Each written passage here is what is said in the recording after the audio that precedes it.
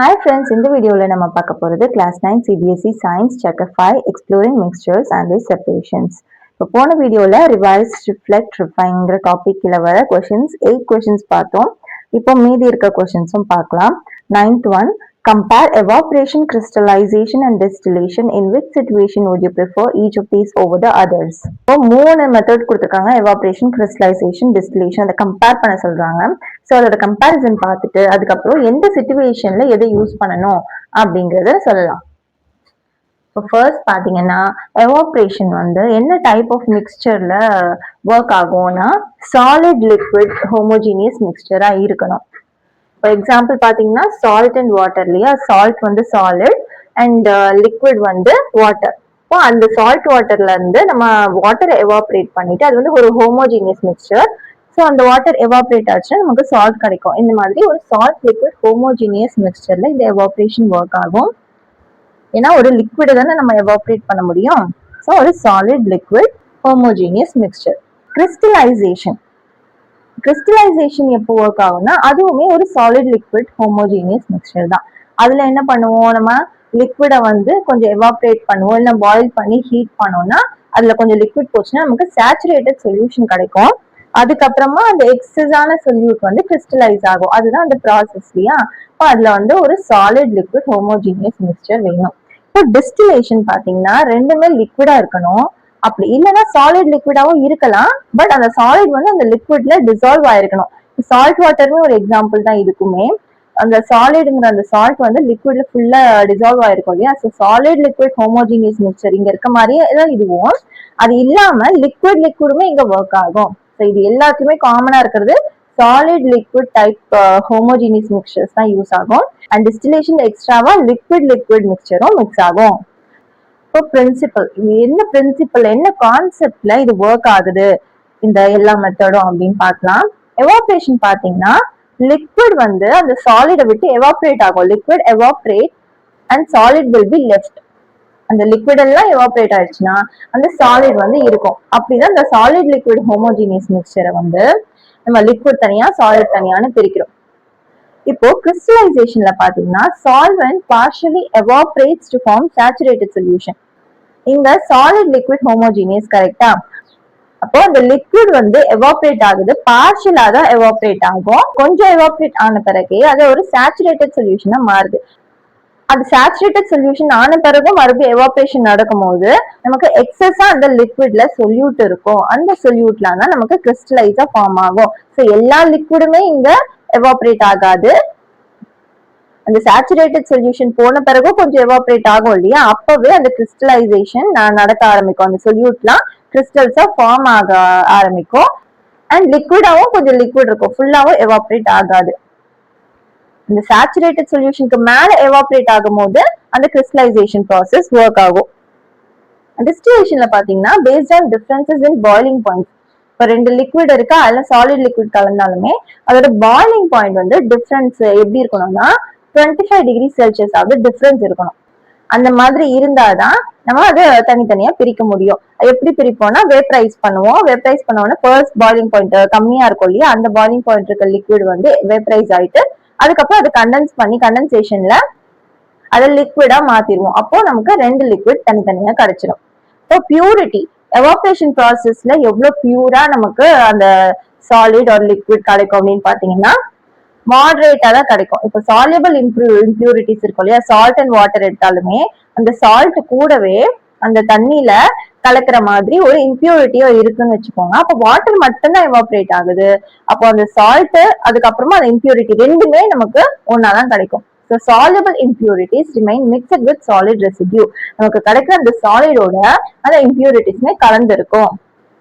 அதனால அது moderate purity தான் தரும். இது கிறிஸ்டலைசேஷன் பாத்தீங்கன்னா ஹை பியூரிட்டி இருக்க ஒரு சாலிட நமக்கு தருது, கிறிஸ்டல்ஸ் நமக்கு தருது. ஏன்னா இம்பியூரிட்டிஸ் வந்து அந்த லெஃப்ட் ஓவர் லிக்விட், இங்க நான் சொன்னேன் இல்லையா, அந்த லிக்விட் வந்து ஃபுல்லாவே எவாப்ரேட் ஆகாது.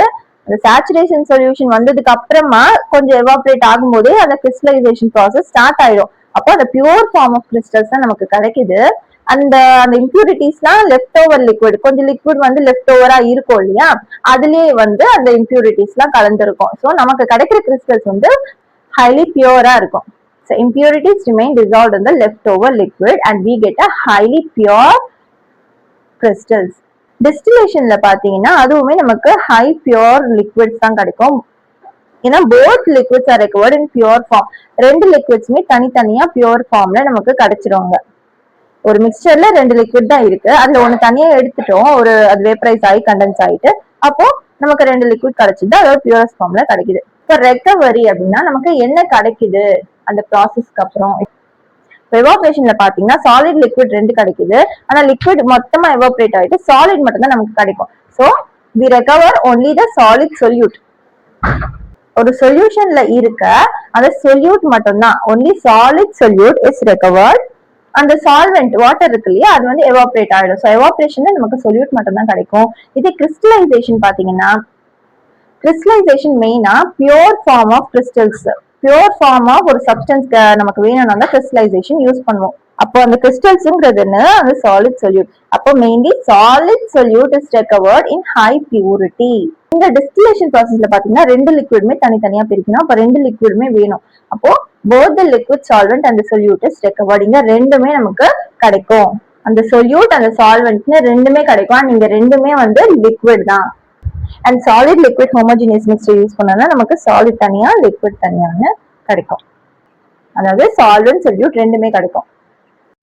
இப்போ எந்தெந்த கேஸ்ல நம்ம எந்த மெத்தட் ப்ரிஃபர் பண்ணுவோம் அப்படின்னு பாத்தீங்கன்னா, நமக்கு பியூரஸ்ட் ஃபார்ம் வேணும் அப்படின்னா இந்த கிறிஸ்டலைசேஷன் மெத்தட் யூஸ் பண்ணுவோம். அண்ட் லிக்விட் ரெண்டு லிக்விடுமே ஒண்ணுக்கு ஒண்ணு கலந்துடுற மாதிரி மிசிபிள் லிக்விட்ஸ் இருந்துச்சுன்னா, இல்லைன்னா சாலிட் லிக்விட் ஹோமோஜினியஸ் எப்பவும் போல இருந்துச்சுன்னா நம்ம டிஸ்டிலேஷன் மெத்தட் யூஸ் பண்ணுவோம். அண்ட் அதோட பாயிலிங் பாயிண்ட் முக்கியமா 25 டிகிரி செல்சியஸ் டிஃபரன்ஸ்ல இருக்கணும். ஸோ அந்த டிஃபரன்ஸ் வந்து பாயிலிங் பாயிண்ட் 25 டிகிரி செல்சியஸ் டிஃபரன்ஸ்ல இருந்தா அண்ட் ரெண்டுமே லிக்விடா இருந்தா நம்ம டிஸ்டிலேஷன் யூஸ் பண்ணலாம். இல்லைன்னா சாலிட் லிக்விட் ஹோமோஜினியஸ் மிக்சரா இருந்தாலுமே இந்த மாதிரி பாயிலிங் பாயிண்ட் டிஃபரன்ஸ் இருந்துச்சுன்னா டிஸ்டிலேஷன் மெத்தட் யூஸ் பண்ணலாம். ஹைலி பியூர் சப்ஸ்டன்ஸ் வேணும்னா கிறிஸ்டலைசேஷன் யூஸ் பண்ணலாம். இப்போ நமக்கு சொல்யூட் மட்டும்தான் வேணும், சால்வெண்ட் வேணாம், அது எவாபரேட் ஆகி போனா பரவாயில்ல அப்படின்னு நம்ம நினைச்சோம்னா எவாபரேஷன் யூஸ் பண்ணலாம். ஸோ இந்த மாதிரி நம்ம தேவைக்கு ஏற்ற மாதிரி அந்த மெத்தட்ஸ் நம்ம யூஸ் பண்ணலாம். 10th question, blood is an example of colloidal mixture. நமக்கு தெரியும் blood வந்து ஒரு கொலாய்டுன்னு. இப்போ what will happen if blood behave like a true suspension inside the body? இப்போ அது ட்ரூ சஸ்பென்ஷனா இருந்தா, சஸ்பென்ஷன்னா லார்ஜர் பார்ட்டிகல்ஸா இருக்கும்ல, ஸோ அந்த மாதிரி இருந்தா அப்போ என்ன ஆகும் அப்படின்னு கேக்குறாங்க. அண்ட் செகண்ட் வந்து in a blood sample identify the dispersed phase and dispersed medium. ஒரு கொலாய்ட்னா அந்த dispersed phase and dispersed medium இருக்கும் இல்லையா. ஒரு சொல்யூஷன் எடுத்தா ஒரு சொல்யூட் சால்வெண்ட்னு ரெண்டு இருக்கு, அதுல சொல்யூட் தான் டிஸ்பர்ஸ்ட் ஃபேஸ், டிஸ்பர்ஸ்ட் மீடியம்ங்கிறது அந்த லிக்விட் மாதிரி இருக்குது அது சால்வெண்ட். அந்த மாதிரி பிளட்ல என்ன இருக்கு அப்படின்னு கேக்குறாங்க. இப்போ ஃபர்ஸ்ட் ஒன் பாத்தீங்கன்னா ஒரு ட்ரூ சஸ்பென்ஷனா இருந்தா என்ன ஆகும், இந்த blood components RBC, WBC, plasma, platelets அதெல்லாம் பிளட் காம்பனன்ட்ஸ் இல்லையா, அது எல்லாமே does not evenly distributed. அது வந்து ஈவனா டிஸ்ட்ரிபியூட் ஆகாது. ஏன்னா ஒரு கொலாய்டல் சொல்யூஷன்ல ஈவனா டிஸ்ட்ரிபியூட் ஆயிட்டு இருக்கும், அது ஒரு மோஷன்லயே இருக்கும், அது வந்து செட்டில் டவுன் ஆகாது இல்லையா. பட் சஸ்பென்ஷனா இருக்கும் போது அது ஈவனா டிஸ்ட்ரிபியூட் ஆயிருக்காது. ஸோ அந்த பிளட் காம்பனன்ட் ஈவனா டிஸ்ட்ரிபியூட் ஆயிருக்காது. ஏன்னா சஸ்பென்ஷன்ல லார்ஜர் பார்ட்டிகல்ஸ் இருக்கும், அண்டர் கிராவிட்டி அது செட்டில் டவுன் ஆகும். இப்ப நம்ம மூவ் ஆகாம ஒரே இடத்துல உட்காந்துருக்கோம்னு வச்சுக்கோங்க, அன்டிஸ்டர்ப்டா இருந்தா சஸ்பென்ஷன் வந்து செட்டில் ஆகும் இல்லையா. அப்ப அந்த பிளட்ல இருக்க பார்ட்டிகல்ஸ் எல்லாம் செட்டில் டவுன் ஆயிடுச்சு, அது மூவ் ஆகாது இல்ல. ஆனா நம்ம உடம்புல இருக்க எல்லா பார்ட்ஸுக்கும் ஆக்சிஜன் நியூட்ரியன்ஸ் அதுதான் கொடுக்குது. அப்ப அந்த மாதிரி செட்டில் டவுன் ஆச்சுன்னா எப்படி எல்லா நியூட்ரியன்ஸும் நம்ம எல்லா பார்ட்ஸ்க்கும் போறது, அப்போ இது வந்து ஒரு ப்ராப்ளம் ஆயிடும். அப்போ பிளட் வெசல்ஸ் என்ன ஆகும், கிளாக் ஆகும். பிளட் வெசல்ஸ்லாம் கிளாக் ஆயிட்டு அந்த continuous smooth circulation of oxygen and nutrients வந்து எல்லா பார்ட்ஸ் ஆஃப் த பாடிக்கும் போகாது. It stops continuous smooth circulation of oxygen and nutrients to all the body parts. Blood vessels வந்து கிளாக் ஆயிருச்சு, அடைச்சிருச்சு அப்படின்னா மற்ற பாடி பார்ட்ஸ்க்கு அந்த பிளட் போகாது. ஹார்ட் தானே பிளட் பம்ப் பண்ணும், இப்போ heart would not be able to pump the settled particles. இப்போ அந்த மாதிரி செட்டில் டவுன் ஆச்சுன்னா ஹார்ட்டாலையும் பம்ப் பண்ண முடியாது பிளட். ஸோ ட்ரூ சஸ்பென்ஷனா இருந்தா என்ன ஆகும், அது சம்டைம்ஸ் செட்டில் டவுன் ஆக வாய்ப்பு இருக்கு. ஸோ அது ஈவனா டிஸ்ட்ரிபியூட் ஆகாது. அதனால பிளட் வெசல்ஸ் வந்து அடைச்சிக்கும், ஹார்ட்டால பம்ப் பண்ண முடியாது, இவ்வளவு காம்ப்ளெக்சிட்டி வந்துடும். அதனாலதான் பிளட் வந்து கொலாய்டல் மிக்சரா இருக்கு. இப்போ செகண்ட்ல வந்து எது டிஸ்பர்ஸ் ஃபேஸ் எது டிஸ்பர்ஸ் மீடியம் கேட்டிருந்தாங்களா? இதுல வந்து ஆர்பிசி டபிள்யூபிசி பிளாட்டிலெட்ஸ்லாம் வந்து dispersed phase and dispersed medium வந்து பிளட் பிளாஸ்மா. ஏன்னா பிளாஸ்மா தான் வந்து ஒரு liquid component containing proteins and salts. அது லிக்விடா இருக்கிறது வந்து பிளாஸ்மா தான். அது வந்து ஒரு புரோட்டீன்ஸ் அண்ட் சால்ட்ஸால உருவானது. ஸோ அதுதான் வந்து டிஸ்பர்ஸ் மீடியம். அண்ட் அதுல இன்னொரு காம்பனன்ட்ஸ்லாம் ஆர்பிசி டபிள்யூபிசி பிளாட்லெட்ஸ் அதெல்லாமே disperse phase. 11th question, you are given a mixture of sand, common salt and naphthalene. இந்த பிக்சர்ல கொடுத்திருக்காங்க பாருங்க அந்த மிக்சர் அண்ட் 3 ஸ்டெப்ஸும் கொடுத்திருக்காங்க. It depicts various steps used to separate the components of the mixture. Identify and write down the correct sequence of separation techniques. அது எந்த சீக்வன்ஸ்ல பண்ணணும் அதை செப்பரேட் பண்றதுக்கு? அந்த மிக்சர்ல என்ன இருக்கு? நாப்தலின், சாண்ட், சால்ட் இருக்கு. அப்போ ஃபர்ஸ்ட் பிக்சர் பாத்தீங்கன்னா அது ஒரு சப்ளிமேஷன் செட்டப். அந்த நாப்தலின் வந்து செப்பரேட் ஆகிறதுக்கு சப்ளிமேஷன் யூஸ் பண்றாங்க. செகண்ட் வந்து அந்த வாட்டரை ஹீட் பண்றாங்க. அப்போ என்ன ஆகும்? எவாப்ரேட் ஆகும். அப்போ எவாப்ரேஷன். அண்ட் தேர்ட் ஒன் வந்து ஃபில்ட்ரேஷன். ஸோ இது எந்த ஆர்டர்ல யூஸ் பண்ணணும் அப்படின்னு பாத்தீங்கன்னா, நாப்தலின், சாண்ட், சால்ட் இருக்கா, இத நம்ம ஹீட் பண்ணோம்னா சாண்ட் சால்ட்டோ வந்து சப்ளைமபிள் சப்ஸ்டன்ஸ் இல்ல. ஸோ நாப்தலின் மட்டும் மேல போயிட்டு அந்த ஃபனல்ல கலெக்ட் ஆயிடும். ஸோ நாப்தலின் வந்து ஃபர்ஸ்ட் ஸ்டெப்ல செப்பரேட் ஆயிடும் using sublimation method. So first step வந்து சப்ளிமேஷன் மெத்தட் கரெக்டா. இப்போ செகண்ட் ஸ்டெப் பாத்தீங்கன்னா எவாப்ரேஷன் கொடுத்துருக்காங்க. இப்போ என்ன இருக்கு? சாண்ட் அண்ட் சால்ட் தான் இருக்கு. இப்போ இத தண்ணியில கலக்குறோம்னு வச்சுக்கோங்க. சாண்ட், சால்ட் ரெண்டுமே இருக்கு. அதை டிசால்வ் பண்றோம். ஒன்னு எவாப்ரேஷன் பண்ணணும் இல்ல ஃபில்ட்ரேஷன் பண்ணணும். அது ரெண்டுத்துக்குமே நம்ம தண்ணியில கலக்கணும். ஸோ டிசால்வ் இன் வாட்டர் பண்ணிட்டோமா? இப்போ ஃபர்ஸ்ட் எவாப்ரேஷன் பண்றோம்னு வச்சுக்கோங்க. அப்போ தண்ணி எல்லாம் எவாப்ரேட் ஆயிட்டு நமக்கு சால்ட், சாண்ட் ரெண்டுமே அதே தான் இருக்கும். சால்ட்டும் சாண்டும் அப்படியே தான் இருக்கும் எவாப்ரேஷன் நடந்துச்சுன்னா. கரெக்டா? வாட்டர் மட்டும் தானே போகும். நம்ம டிசால்வ் பண்ண வாட்டர் அப்படியே போயிடும். அதனால நம்ம ஃபர்ஸ்ட் எவாப்ரேஷன் பண்ணக்கூடாது. செகண்ட் ஸ்டெப் என்னவா இருக்கும்? ஃபில்ட்ரேஷனா இருக்கணும். ஏன்னா தண்ணியில நம்ம கலந்த உடனே சால்ட் வந்து அப்படியே கலந்துரும் அந்த வாட்டர்ல. ஆனா அந்த சாண்ட் வந்து கலக்காது. அப்போ நம்ம ஃபில்டர் பண்ணும் போது அந்த சாண்ட் பார்ட்டிகல்ஸ்லாம் ஃபில்ட்ரேஷன்ல அந்த ஃபில்டர் பேப்பர்ல வந்துரும். அந்த சால்ட் வாட்டர் மட்டும் கீழே போகும். அப்போ சால்ட் தனியா வந்துருச்சு, அந்த வாட்டர் கூட சாண்ட் தனியா செப்பரேட் ஆயிருச்சு. இப்போ ஃபர்ஸ்ட் ஸ்டெப்ல நாப்தலின் செப்பரேட் ஆயிருச்சு. செகண்ட் ஸ்டெப் ஃபில்ட்ரேஷன்ல சாண்ட் செப்பரேட் ஆயிருச்சு. இப்போ சால்ட் வாட்டர் இருக்கு. அதை நம்ம எவாப்ரேட் பண்ணோம்னா நமக்கு சால்ட் கிறிஸ்டலைஸ் ஆகி கிடைக்கும். வெறும் சால்ட் வாட்டர் இருக்கா, அதுல அந்த வாட்டர் பார்ட்டிகல்ஸ்ல எவாப்ரேட் ஆகி போயிடும். கீழே சால்ட் வந்து கிறிஸ்டல் ஆயிடும். அப்போ சால்ட் நமக்கு கிடைச்சிடும். ஸோ த சீக்வன்ஸ் வந்து sublimation, filtration and evaporation. 12th question பாருங்க. Why is distillation an effective method for separating a mixture of water and acetone? வாட்டரும் அசிட்டோனும் செப்பரேட் பண்றதுக்கு டிஸ்டிலேஷன் மெத்தட் எதுக்கு ஒரு எஃபெக்டிவ் மெத்தடா இருக்கு அப்படின்னு பாத்தீங்கன்னா, வாட்டரும் அசிட்டோனும் ரெண்டுமே மிசிபிள் லிக்விட்ஸ், ஒண்ணுக்கு ஒண்ணு கலந்துரும். அப்போ அதோட பாய்லிங் பாயிண்ட் வந்து 25 டிகிரி செல்சியஸ்க்கு டிஃபரன்ஸ்ல இருந்துச்சுன்னா நம்ம தனித்தனியா செப்பரேட் பண்ணலாம் யூசிங் டிஸ்டிலேஷன். அசிட்டனோட பாய்லிங் பாயிண்ட் வந்து 56 டிகிரி செல்சியஸ் அண்ட் வாட்டர் வந்து 100 டிகிரி செல்சியஸ்.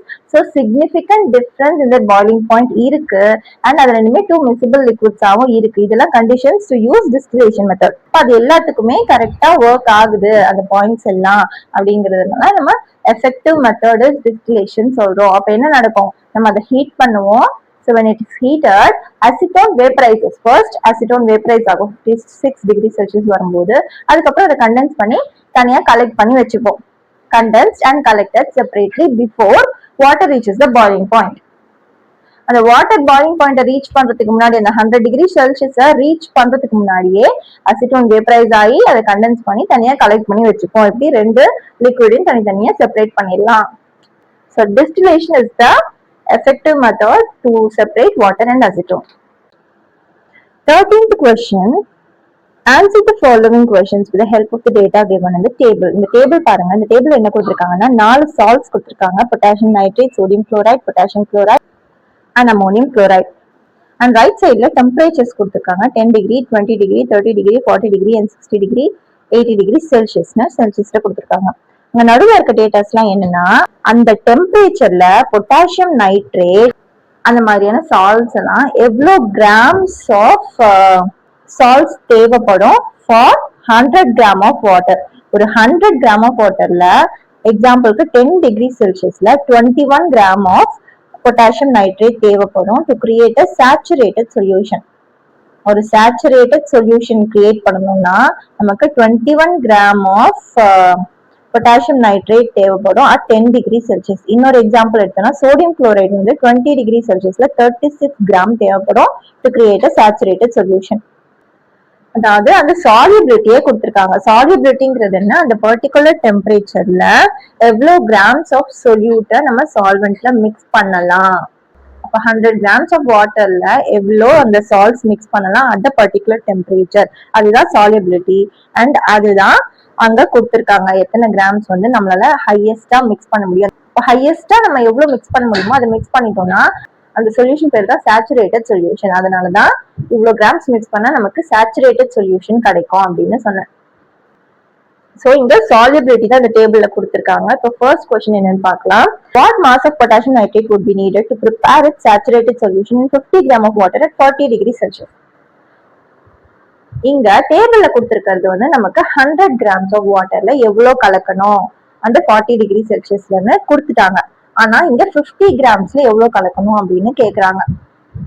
சோ முதல்ல 100 கிராம்ஸ் ஆஃப் வாட்டர்ல 40 டிகிரி செல்சியஸ்ல எவ்வளவு கலக்கணும்னு பாத்தீங்கன்னா 62 கிராம்ஸ்னு டேபிள்ல கொடுத்திருக்காங்க. இப்போ அந்த சால்வெண்டோட வெயிட் பாத்தீங்கன்னா 100 கிராம் அந்த டேபிள் பொறுத்த வரைக்கும், அண்ட் நமக்கு கேக்குறது 50 கிராம். ஸோ 100 டிவைடட் பை 2 வந்து 50 இல்லையா, அதுல பாதி அமௌண்டான சால்வெண்ட் தான் நம்ம யூஸ் பண்றோம். அப்போ அந்த பாதி அமௌண்டான சொல்யூட் யூஸ் பண்ணா போதும். ஸோ 62 கிராம்ல பாதி யூஸ் பண்ணா போதும் to get a saturated solution. Answer is 62 divided by 2, 31 grams. So 50 grams of water க்கு 31 grams of potassium nitrate use பண்ணணும். The second question பாத்தீங்கன்னா, a student makes a saturated solution of potassium chloride in water at 80 degree Celsius. 80 degree Celsiusல ஒரு saturated solution potassium chloride use பண்ணி செய்றாங்க and leaves the solution to cool at room temperature. அதுக்கப்புறமா அந்த சொல்யூஷனை cool பண்றாங்க. அப்படி cool பண்ணா temperature vary ஆகுது இல்லையா, 25 டிகிரி செல்சியஸ்க்கு கம்மி ஆகுது. இப்போ 25 டிகிரி செல்சியஸ்ல எவ்வளவு கிராம்ஸ் ஆஃப் சொல்யூட் இருக்கலாம் அந்த சால்வெண்ட்ல? ஏன்னா ஒரு சேச்சுரேட்டட் சொல்யூஷன் கிரியேட் பண்ணிட்டாங்க அட் ஹை டெம்பரேச்சர்ல. அது கூல் ஆகும்போது எக்ஸஸா அதுல சொல்யூட் இருக்கும். 80 டிகிரி செல்சியஸ்ல 100 கிராம் ஆஃப் வாட்டர்ல 54 கிராம் பொட்டாசியம் குளோரைடு இருக்கும் அப்படின்னா அந்த டேபிள் வச்சு நம்மளால சொல்ல முடியும். அண்ட் 80 டிகிரி செல்சியஸ்ல இருந்து எவ்வளவுக்கு கூல் பண்றாங்க, 25 டிகிரி செல்சியஸ்க்கு கூல் பண்றாங்க. நமக்கு 25 டிகிரி செல்சியஸ் டேபிள்ல இல்ல, பட் 20 to 30 இருக்கா, 20 இருக்கு, 30 இருக்கு. இப்போ அதுல வந்து எப்படி அந்த கிராம்ஸ் வேரி ஆகுது, 35 கிராம்ல இருந்து 37.4 கிராம்ஸ் வரைக்கும் வேரி ஆகுது. அப்போ ஆல்ரெடி 54 கிராம்ஸ் வந்து அதுல இருக்கு அந்த சொல்யூஷன்ல. ஆனா 25 டிகிரி செல்சியஸ்ல இந்த லிமிட் குள்ளதான் இருக்கணும். அப்போ எக்ஸஸ் அதிகமா இருக்கு இல்லையா, 37.4க்கும் மேல அதிகமா இருக்கு, 54 கிராம்ஸ் இருக்கு.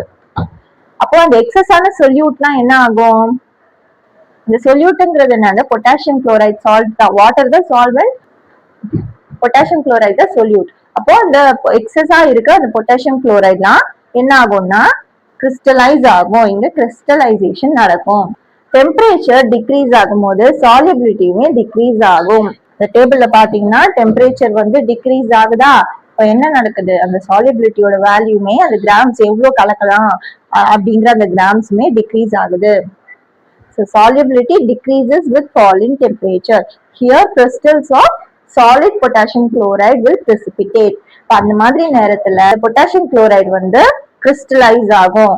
So pure crystals of potassium chloride வந்து precipitate ஆகும். Third one, what is the effect of a change in temperature on the solubility of salts? Also compare the changes in the solubility of 4 given salts with increasing temperature from 10 degrees Celsius to 80 degrees Celsius. And the effect of change in temperature on the solubility of salts. இந்த temperature change நடக்கும்போது solubility எப்படி affect ஆகுது அப்படின்னு கேக்குறாங்க. Temperature increase ஆக ஆக solubility வந்து increase ஆகுது. ஸோ அதுதான் the effect of change in temperature. When temperature increases, the solubility of the solid salts also increases. Also compare the changes in solubility. அந்த 4 சால்ட்ஸும் எப்படி 10 டிகிரி செல்சியஸ்ல இருந்து 80 டிகிரி செல்சியஸ் வரைக்கும் எப்படி சேஞ்ச் ஆகுதுங்கிற அந்த சாலிபிலிட்டி சேஞ்சஸை கம்பேர் பண்ண சொல்றாங்க. 10 டிகிரி செல்சியஸ்ல பொட்டாசியம் நைட்ரேட் வந்து 21 grams இருக்கு. 36, 35, 24. இது வந்து பொட்டாசியம் நைட்ரேட், இது சோடியம் குளோரைட், இது பொட்டாசியம் குளோரைட், இது அமோனியம் குளோரைட். இது வந்து 80 டிகிரி செல்சியஸ்ல சாலிபிலிட்டி எப்படி இருக்குன்னா 167 grams, 37 grams, 54 grams and 66 grams. இப்போ இது எப்படி இருக்கு அந்த சாலிபிலிட்டின்னு பாத்தீங்கன்னா இங்க அதிகமான இன்க்ரீஸ் தெரியுது. 21 கிராம்ஸ் வந்து 167ங்கிறது அதிகமா இன்க்ரீஸ் ஆயிருக்கு இல்லையா solubility. So it shows a massive steep increase in solubility. ஒரு கிராஃபா வரைகிறோம்னு வச்சுக்கோங்க. அப்போ ரொம்பவே 21ல இருந்து 167 ஒரு ஸ்டீப் இன்க்ரீஸ் நமக்கு தெரியும் இந்த சாலிபிலிட்டி ஆஃப் பொட்டாசியம் நைட்ரேட்ல. இதே சோடியம் குளோரைட் பாத்தீங்கன்னா 36ல இருந்து 37 தான். கிட்டத்தட்ட கொஞ்சம் ஒரு ஸ்ட்ரெயிட் லைன் மாதிரி தான் இருக்கும், கொஞ்சம் தான் அதிகமாயிருக்கும். ஒரே ஒரு கிராம் தான். ஸோ ஒரு கான்ஸ்டன்ட் நியர்லி கான்ஸ்டன்ட் மாதிரி தான் இது. ஒரே ஒரு கிராம் தான் இன்க்ரீஸ் ஆயிருக்கு. பொட்டாசியம் குளோரைட் பாத்தீங்கன்னா 35 to 54, 35 to 54னு ஸ்லைட் இன்க்ரீஸ் தெரியுது. அண்ட் அமோனியம் குளோரைட் பாத்தீங்கன்னா 24 to 66. ஸோ இது ஒரு மாடரேட் இன்க்ரீஸ் இருக்கு. So highest increase in solubility when temperature is increased வந்து பொட்டாசியம் நைட்ரேட். அண்ட் அவ்வளவா பெருசா சாலிபிலிட்டி இன்க்ரீஸ் தெரியலன்னா அது சோடியம் குளோரைட். ஸ்லைட் இன்க்ரீஸ் வந்து பொட்டாசியம் குளோரைட்ல தெரியுது. அண்ட் ஒரு மாடரேட்டான இன்க்ரீஸ் வந்து அமோனியம் குளோரைட்ல தெரியுது. இதுதான் நம்ம அந்த 4 சால்ட்ஸோட சாலிபிலிட்டி எப்படி சேஞ்ச் ஆகுது டியூரிங் டெம்பரேச்சர் சேஞ்ச் அப்படிங்கறத கம்பேர் பண்ணும்போது கிடைச்ச data. 14th question. 3 students A, B, C are preparing sugar solutions for an experiment. ஒரு sugar solutions 3 student ABC prepare பண்றாங்க. அதுல ஸ்டூடெண்ட் A வந்து 80 கிராம்ஸ் ஆஃப் வாட்டர்ல 20 கிராம்ஸ் ஆஃப் சுகர் டிசால்வ் பண்றாங்க. 100 grams of வாட்டர்ல 20 கிராம்ஸ் ஆஃப் சுகர் டிசால்வ் பண்றாங்க. And student C வந்து 30 grams of சுகரை 80 கிராம்ஸ் ஆஃப் வாட்டர்ல டிசால்வ் பண்றாங்க. Calculate the mass percentage concentration of sugar in each student solution. Mass by mass percentage of sugar concentration கண்டுபிடிக்க சொல்றாங்க. எவ்வளவு sugar அந்த சொல்யூஷன்ல இருக்கு அப்படின்னு 3 ஸ்டூடெண்டோட சொல்யூஷன்லயும். And second, whose solution is the most concentrated, explain why. அதுல யாருடைய சொல்யூஷன் மோஸ்ட் கான்சென்ட்ரேட்டடா இருக்கு அப்படின்னு கேக்குறாங்க. ஸோ அந்த mass by mass percentage calculate பண்ணனா அதுல இருந்து எது கான்சென்ட்ரேஷன் அதிகமா இருக்கோ அந்த பர்சன்டேஜ் அந்த ஸ்டூடெண்ட் தான் அதிக மோஸ்ட் கான்சென்ட்ரேட்டட் சொல்யூஷன் கிரியேட் பண்ணியிருப்பாங்க. இப்போ மாஸ் பர்சன்டேஜ் எப்படி கண்டுபிடிப்போம்? Mass of solute divided by mass of solution into 100. இப்போ ஸ்டூடெண்ட் A பாத்தீங்கன்னா 20 grams of sugar in 80 grams of solvent, அதாவது வாட்டர். வாட்டர்ங்கிறது என்ன? சால்வெண்ட். ஆனா இங்க மாஸ் ஆஃப் சொல்யூஷன் தானே கேட்டிருக்காங்க. சொல்யூஷன்ங்கிறது சொல்யூட் சால்வெண்ட் ரெண்டுமே சேர்ந்தது, கரெக்டா? அப்போ சால்வெண்ட் வந்து 80 கிராம்ஸ், சொல்யூட் வந்து இங்க கொடுத்தது 20 கிராம்ஸ், அது ரெண்டுமே சேர்ந்ததுதான் சொல்யூஷன். ஸோ எப்பவுமே அவங்க கொடுத்துருக்காங்கன்னு சொல்லிட்டு அப்படியே போட்டக்கூடாது. அது சால்வெண்டா இல்ல சொல்யூஷனோட வெயிட் கொடுத்துருக்காங்களா அப்படின்னு புரிஞ்சுக்கணும். இங்க சால்வெண்ட் மட்டும் தான் கொடுத்துருக்காங்க, அதனால மேல இருக்க அந்த சொல்யூட்டோட சேர்த்து ஆட் பண்ணி தான் கீழே போடணும்.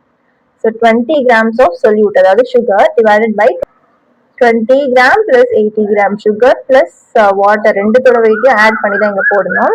ஸோ 20 பிளஸ் 80 எவ்வளோ? 100. ஸோ 20 டிவைடட் பை 100 இன்டூ 100 வரும். கேன்சல் ஆச்சுன்னா 20%. ஸோ ஸ்டூடெண்ட் B யோட கான்சென்ட்ரேஷன் ஆஃப் சுகர் எவ்வளோன்னு பாத்தீங்கன்னா அதே 20 கிராம்ஸ் தான், ஆனா அங்க 100 கிராம்ஸ் ஆஃப் வாட்டர்ல போடுறாங்க. ஸோ வாட்டர் தான் 100 கிராம்ஸ், அந்த சொல்யூஷன் வந்து அந்த 20 கிராம் சுகரோட சேர்ந்து தான் இருக்கும். So 100 plus 20. ஸோ சொல்யூஷனோட மாஸ் வந்து 100 பிளஸ் 20 120. இப்போ 20 டிவைடட் பை 120 இன்டூ 100 பாத்தீங்கன்னா 16.67% வரும். நெக்ஸ்ட் ஸ்டூடெண்ட் C யோட சுகர் கான்சென்ட்ரேஷன் எவ்வளோனா 30 grams of sugar in 80 grams of water. So எப்பவும் போல அந்த சொல்யூட்டோட சேர்த்து அந்த சால்வெண்ட்டையும் ஆட் பண்ணி தான் இங்க மாஸ் ஆஃப் சொல்யூஷன் போடணும். அப்போ 30 டிவைடட் பை இங்க 110 வரும் இன்டூ 100. இப்போ இதை சால்வ் பண்ணீங்கன்னா 27.27% வருது. ஸோ எல்லாத்தோட மாஸ் பை மாஸ் பர்சன்டேஜ் கண்டுபிடிச்சாச்சு. First subdivision. செகண்ட் சப்டிவிஷன் வந்து எந்த ஸ்டூடெண்டோட சொல்யூஷன் வந்து மோஸ்ட் கான்சென்ட்ரேட்டடா இருக்கு அப்படின்னு கேட்கறாங்க. இந்த கான்சென்ட்ரேஷன் ஆஃப் சுகர் தானே இங்க நம்ம கண்டுபிடிச்சோம் பெர்சன்டேஜ்ல. எது அதிகமா இருக்கு? ஸ்டூடெண்ட் சியோட பெர்சன்டேஜ் தான் 27% இருக்கு இல்லையா, அதுதான் அதிகமா இருக்கு. அப்போ student C solution is the most concentrated. அது ரீசன் என்ன? Because it has the highest mass percentage. Mass percentage வந்து அதுக்கு ஹையஸ்டா இருக்கு, அதுதான் ரீசன். அந்த மாஸ் பெர்சன்டேஜ் ஹையஸ்டா இருந்தா என்ன அர்த்தம்னா it contains most solute per unit mass of solution. ஒரு யூனிட் மாஸ் ஆஃப் சொல்யூஷன் எடுத்தோம்னா அதுல வந்து அதிகமான சொல்யூட் இருக்கு, அதுதான் ஹையஸ்ட் மாஸ் பெர்சன்டேஜ் இருக்கு அப்படின்னு அர்த்தம். இது எல்லாத்துலயும் ஒரு யூனிட் மாஸ் ஆஃப் சொல்யூஷன் எடுத்தோம்னா சேம் அமௌண்ட் ஆஃப் சொல்யூஷன் இருக்குன்னா இதுல வந்து 20%, இதுல வந்து 16%, இதுல 27% ஆஃப் சுகர் தான் இருக்கும். அப்ப எதுல அதிகமா இருக்கு? இதுதானே அதிகமா இருக்கு. ஸோ அந்த பர்சன்ட் தான் நம்ம கண்டுபிடிச்சிருக்கோம். அதுல எது ஹையஸ்டோ அதுதான் most concentrated. 15th question, examine figure 5.26. இங்க ஒரு டயக்ராம் கொடுத்துருக்காங்க, அதை பார்த்த உடனே நமக்கு தெரிஞ்சிடும். நம்ம ஆல்ரெடி டிஸ்டிலேஷன் பத்தி படிச்சிருக்கோம். ஸோ இது டிஸ்டிலேஷனோட setup. First one, identify the separation technique marked as S. இது என்ன separation technique? Distillation. So distillation தான் ஃபர்ஸ்ட் ஒன்கான answer. Second one, label the apparatus ABC. இப்போ நம்ம ஏற்கனவே ஒரு கொஸ்டின்ல டயக்ராமும் வரைய சொல்லியிருக்காங்க இல்லையா, ஸோ நம்ம டயக்ராம் வரைய கத்துக்கணும் அண்ட் அதோட பார்ட்ஸ் எல்லாம் என்ன அப்படின்னு தெரிஞ்சுக்கணும். இங்க வந்து டயக்ராம் அவங்களே கொடுத்துட்டாங்க, அதுல சில பார்ட்ஸ் மட்டும் என்னன்னு கேக்குறாங்க. அதுல பாத்தீங்கன்னா ஒன்னு வந்து ஏ மார்க் பண்ணது டிஸ்டிலேஷன் ஃபிளாஸ்க், பி வந்து கண்டென்சர் அண்ட் சி வந்து கோனிக்கல் ஃபிளாஸ்க். அந்த டயக்ராம் பாத்தீங்கன்னா உங்களுக்கே தெரியும். Third one, which of the following mixtures can be separated by the technique identified above. இப்போ இந்த டெக்னிக் நம்ம என்ன ஐடென்டிஃபை பண்ணோம்? டிஸ்டிலேஷன். இந்த டிஸ்டிலேஷன் யூஸ் பண்ணி எந்தெந்த மிக்சர்ஸ் கீழே கொடுத்துருக்காங்க இல்லையா, அந்த எந்தெந்த மிக்சர்ஸ்லாம் நம்மளால செப்பரேட் பண்ண முடியும் அப்படின்னு கேக்குறாங்க. அந்த ஒரு டேபிள்ல வந்து அதோட பாய்லிங் பாயிண்ட்டுமே கொடுத்துருக்காங்க. ஏன்னா டிஸ்டிலேஷன் ஒர்க் ஆகணும்னா அது வந்து ஒரு 2 மிசிபிள் லிக்விட்ஸா இருக்கணும், இல்லைன்னா ஒரு சாலிட் லிக்விட் ஹோமோஜீனியஸ் மிக்சரா இருக்கணும் அண்ட் அதோட பாய்லிங் பாயிண்ட்ஸ் வந்து 25 டிகிரி செல்சியஸ் டிஃபரன்ஸ் அது இருக்கணும் அந்த ரெண்டு லிக்விட்க்கு நடுவுல. அப்போ வாட்டர் அண்ட் அசிட்டோன் பாத்தீங்கன்னா 100 to 56 டிகிரி செல்சியஸ்ல இருக்கு. அந்த டேபிள்ல பாருங்க, 100 to 56 டிகிரி செல்சியஸ். அப்போ greater than 25 degree Celsius difference இருக்கா. சோ இது வந்து செப்பரேட் பண்ண முடியும். வாட்டர் அண்ட் சால்ட் பாத்தீங்கன்னா அது வந்து ஒரு சாலிட் லிக்விட் ஹோமோஜீனியஸ் மிக்சர் தான். ஸோ அதுவுமே நம்மளால செப்பரேட் பண்ண முடியும். வாட்டர் வந்து எவாப்ரேட் ஆயிட்டு தனியா கண்டென்ஸ் ஆயிடும், சால்ட் வந்து அங்கேயே கிறிஸ்டலைஸ் ஆகும். இது வந்து சாலிட் லிக்விட் ஹோமோஜீனியஸ் மிக்சர்ல வருது. ரெண்டுமே லிக்விட் இல்ல, இன்னொன்னு சாலிட் இன்னொரு லிக்விட் அண்ட் இது வந்து ஒரு ஹோமோஜீனியஸ் மிக்சர். ஸோ இதுவுமே நம்மளால செப்பரேட் பண்ண முடியும், செப்பரபிள். இது ரெண்டுமே நம்மளால செப்பரேட் பண்ண முடியும். அடுத்து வர்றது எல்லாமே செப்பரேட் பண்ண முடியாது. அது ஏன்னா சாண்ட் அண்ட் சால்ட் வந்து ஒரு ஹெட்ரோஜீனியஸ் மிக்சர். நம்ம டிஸ்டிலேஷன்ல என்ன பண்ண முடியும்? ஒரு சாலிட் லிக்விட் ஹோமோஜீனியஸ் மிக்சர் தான் பண்ண முடியும். ஆனா இங்க வந்து சாண்ட் அண்ட் சால்ட்ங்கிறது ஒரு ஹெட்ரோஜீனியஸ் மிக்சர், ரெண்டுமே லிக்விடும் கூட கிடையாது. அதனால இன்செப்பரபிள் யூசிங் டிஸ்டிலேஷன். இந்த மெத்தட் யூஸ் பண்ணி நம்மளால செப்பரேட் பண்ண முடியாது. நார்மலா செப்பரேட் பண்ண முடியும் வேற ஏதாவது மெத்தட் வச்சு, பட் டிஸ்டிலேஷன் யூஸ் பண்ணி செப்பரேட் பண்ண முடியாது. அதுதான் நம்ம இங்க சொல்றோம். அசிட்டோன் அண்ட் ஆல்கஹால் பாத்தீங்கன்னா அந்த டேபிள்ல பாய்லிங் பாயிண்ட் பாருங்க. அசிட்டோனுக்கு 56 டிகிரி செல்சியஸ் அண்ட் ஆல்கஹாலுக்கு 70 டிகிரி செல்சியஸ். அதோட டிஃபரன்ஸ் பாத்தீங்கன்னா 22 டிகிரி செல்சியஸ். அது வந்து லெஸ் தேன் 25 டிகிரி செல்சியஸா இருக்கா. அப்போ it is not separable using distillation. இப்ப நம்ம இன்னொன்னு படிச்சோம் இல்லையா, ஃபிராக்ஷனல் டிஸ்டிலேஷன். அந்த பெட்ரோலியம் ப்ராடக்ட்ஸை எடுக்கிறதுக்கு ஃபிராக்ஷனல் டிஸ்டிலேஷன் யூஸ் பண்ணுவாங்க. அங்க ஏன் அது யூஸ் பண்றாங்கன்னா அங்க பாய்லிங் பாயிண்ட் வந்து இவ்வளவு டிஃபரன்ஸ்ல இருக்காது, 25 டிகிரி செல்சியஸ் டிஃபரன்ஸ்ல இருக்காது, அதை விட கம்மியா இருக்கும். ஸோ அதனால அங்க ஃபிராக்ஷனல் டிஸ்டிலேஷன் யூஸ் பண்றாங்க. ஸோ அந்த மாதிரி மெத்தட் யூஸ் பண்ணி வேணும்னா நம்ம இது செப்பரேட் பண்ணலாம். நம்மளோட இந்த சிம்பிள் டிஸ்டிலேஷன் மெத்தட்ல செப்பரேட் பண்ண முடியாது. So not separable. Alcohol and chloroform, இதோட பாய்லிங் பாயிண்ட் டிஃபரன்ஸ் பாத்தீங்கன்னா 17 டிகிரி செல்சியஸ் வருது. ஸோ இதுவுமே நாட் செப்பரபிள் தான். அண்ட் சொன்ன மாதிரி ஃபிராக்ஷனல் டிஸ்டிலேஷன் வேணும்னா யூஸ் பண்ணலாம். சிம்பிள் டிஸ்டிலேஷன் மெத்தட்ல not separable. And alcohol and benzene பாத்தீங்கன்னா ரொம்பவே கிட்ட கிட்ட இருக்கு. அந்த பாய்லிங் பாயிண்ட் டிஃபரன்ஸ் வந்து 2 டிகிரி செல்சியஸ் தான் இருக்கு. ஸோ இங்கேயுமே it is not separable using distillation method. அவ்வளவுதான், இந்த சாப்டர்ல இருக்க எல்லா கொஸ்டின்ஸுமே பார்த்தாச்சு. இதுக்கப்புறம் இந்த ஜேர்னி பியாண்ட்ங்கிற டாபிக் கீழே சில எக்ஸ்பெரிமெண்ட்ஸ்லாம் நம்ம ட்ரை பண்ணி பார்க்கறதுக்காக எக்ஸ்ட்ராவா சில கொஸ்டின்ஸ் கொடுத்துருப்பாங்க. ஸோ அதுல என்ன சொல்லியிருக்காங்க, என்ன மாதிரி கேள்வி கேட்டிருக்காங்க, அது நம்ம எப்படியெல்லாம் ட்ரை பண்ணலாம் அப்படின்னு நம்ம படிச்சு பார்க்கலாம். Demonstrate the Tyndall effect using different colloids. Tyndall effect different colloids வச்சு ட்ரை பண்ணி பார்க்கலாம். Create a series of experiments showing how light scatters in colloids, making beam visible. Use laser points. Safety first. Use it under supervision of an adult. Flashlights or other light sources for your demonstration. இப்போ நம்ம true suspension, true solution, அப்புறம் கொலாய்ட்ஸ்னு 3 different மிக்சர்ஸில் try பண்ணி பார்த்தோம் Tyndall effect work ஆகுதான்னு. இங்கே வந்து கொலாய்ட்ஸ்லேயே different types of கொலாய்ட்ஸை வந்து நம்ம ட்ரை பண்ணி பார்க்கலாம் அந்த லைட் ஸ்கேட்டரிங் மெத்தட்ஸை. So different types of colloids எடுத்துட்டு அதில் லேசர் லைட் பாஸ் பண்ணி பார்க்கலாம். லேசர் லைட் இல்லைன்னா ஃப்ளாஷ் லைட்ஸ் அந்த மாதிரி வேற ஏதாவது லைட் சோர்சஸ் எடுத்து அதை அந்த பீக்கர் வழியா நம்ம பாஸ் பண்ணோம்னா அந்த லைட் வந்து எப்படி பாஸ் ஆகுது, டிண்டல் எஃபெக்ட் நடக்குதா, அந்த ஸ்கேட்டரிங் ஆஃப் லைட் நடக்குதா அப்படின்னு டெமான்ஸ்ட்ரேட் பண்ண சொல்றாங்க. நம்ம ட்ரை பண்ணி பார்க்க வேண்டிய ஒரு எக்ஸ்பெரிமெண்ட் தான் இது. Next, make crystals of different compounds, common salt, Epsom salt, sugar, borax, nickel sulfate, etc. Observe them under a magnifying glass or microscope. Note down their colors and shapes. ஒவ்வொரு different salts, Epsom salts, common salt, nickel sulphate, சுகர்னு நிறைய compounds கொடுத்துருக்காங்க. அதோட அது எல்லாமே crystals இல்லையா? So அந்த crystals எல்லாமே ஒரு மேக்னிஃபைங் கிளாஸ் இல்லைன்னா மைக்ரோஸ்கோப்ல பார்த்து அதோட கலர் எப்படி இருக்கு, அதோட ஷேப் எப்படி இருக்கு, அந்த கிறிஸ்டலோட ஷேப் ஒரு ஜாமெட்ரிக்கல் ஷேப்ஸ் இருக்கா. இப்போ நம்ம பார்த்தோம் ஒரு பெரிய பெரிய கிறிஸ்டல்ஸ் வந்தா அதோட எக்ஸாக்ட் ஜாமெட்ரிக்கல் ஷேப்ஸ் இருக்கும். ஆனா சின்ன சின்னதா ஒரு பவுடர்ட் கிறிஸ்டல்ஸா வந்துச்சுன்னா அப்போ அந்த ரெகுலர் ஷேப் நமக்கு இருக்காது அந்த கிறிஸ்டலைசேஷன்ல அப்படின்னு நம்ம படிச்சோம் இல்லையா? ஸோ அதை வந்து நம்ம இங்க மைக்ரோஸ்கோப் வழியா பார்த்தா நமக்கு நல்லாவே புரியும். ஸோ இதுவுமே நம்ம செஞ்சு பார்க்க வேண்டிய ஒரு எக்ஸ்பெரிமெண்ட் மாதிரி தான். Do red leaves also contain green pigments? Investigate it using paper chromatography. நமக்கு தெரியும் லீவ்ஸ்ல வந்து குளோரோஃபில்ங்கிற ஒரு கிரீன் பிக்மெண்ட் இருக்கு அப்படின்னு. அப்போ ரெட் கலர் லீவ்ஸ்லயும் அது இருக்குமா அப்படின்னு நமக்கு தோணுது இல்லையா? ஸோ அதை வந்து நம்ம பேப்பர் குரோமாட்டோகிராஃபி வச்சு ட்ரை பண்ணி பார்க்கலாம். எப்படி பண்ணுவோம், அந்த பிக்மெண்ட்டை ஒரு பேப்பர் ஸ்ட்ரிப்ல வச்சுட்டு வாட்டரை வந்து டிப் பண்ணோம்னா அந்த வாட்டர் போக போக மேல நமக்கு அந்த கிரீன் பிக்மெண்ட் வருதா இல்லையா அப்படின்னு தெரியும். ஸோ இதுவுமே ஒரு எக்ஸ்பெரிமெண்ட் தான். You can try chromatography to find the number of components present in a food color. இப்போ ஏதாவது ஒரு food colour, green colour food colour இல்லைன்னா ஆரஞ்சு கலர் ஃபுட் கலர் அது மாதிரி ஏதாவது ஒன்று எடுத்துட்டு ஆர் இன் கலர்ட் மவுத் ஃப்ரெஷ்னர், ஃபுட் கலர் இல்லைன்னா ஒரு கலர்ட் மவுத் ஃப்ரெஷ்னர் கூட எடுத்துக்கலாம். அதை எடுத்துட்டு இந்த குரோமோட்டோகிராஃபி மெத்தட் படி அதுல எத்தனை நம்பர் ஆஃப் காம்பவுண்ட்ஸ் இருக்கு அப்படின்னு நம்ம கண்டுபிடிக்கலாம். ஸோ இதுவுமே ஒரு எக்ஸ்பெரிமெண்ட் தான். நம்ம இதுல படிச்சது மட்டும் இல்லாம இந்த மெத்தட்ஸ் எல்லாம் யூஸ் பண்ணி நம்ம எப்படி எல்லாம் எக்ஸ்பெரிமெண்ட் பண்ணலாம் அப்படிங்கிறதுக்கு ஒரு இனிஷியேட்டிவா தான் இந்த ஜேர்னி பியாண்ட் இருக்கு. நம்ம படிச்சதுக்கும் வெளியில நம்ம ட்ரை பண்ணி பார்க்கணும் இல்லையா எக்ஸ்ட்ராவா. ஸோ அதெல்லாம் நீங்க இந்த மாதிரிலாம் ட்ரை பண்ணி பார்க்கலாங்கிற ஒரு சஜஷன்ஸ் தான் இங்க கொடுத்துருக்காங்க. Design an educational game where players identify and apply separation techniques to different mixtures through interactive challenges and hands-on activities. இது ஒரு ஆக்டிவிட்டி தான். இப்போ நமக்கு டிஃப்ரெண்ட் டைப்ஸ் ஆஃப் மிக்சர்ஸ் கொடுத்து இது எந்த செப்பரேஷன் டெக்னிக் யூஸ் பண்ணி பிரிக்கலாம் அப்படிங்கிற மாதிரி நம்ம கேள்வி கேட்டு விளையாடலாம். If you are camping outdoors and running short and clean water, you can obtain clean water by distillation. இப்போ distillation method யூஸ் பண்ணி நமக்கு clean water கிடைக்கும். Can you think of a setup with items available to you? இப்போ நம்ம வெளியில ஒரு camping போயிருக்கோம், அந்த டைம்ல நமக்கு கிளீன் வாட்டர் வேணும். அப்போ நம்ம கையில இருக்கிறத வச்சு எப்படி இந்த டிஸ்டிலேஷன் ப்ராசஸ் நம்ம பண்ண முடியும் அப்படின்னு கேக்குறாங்க.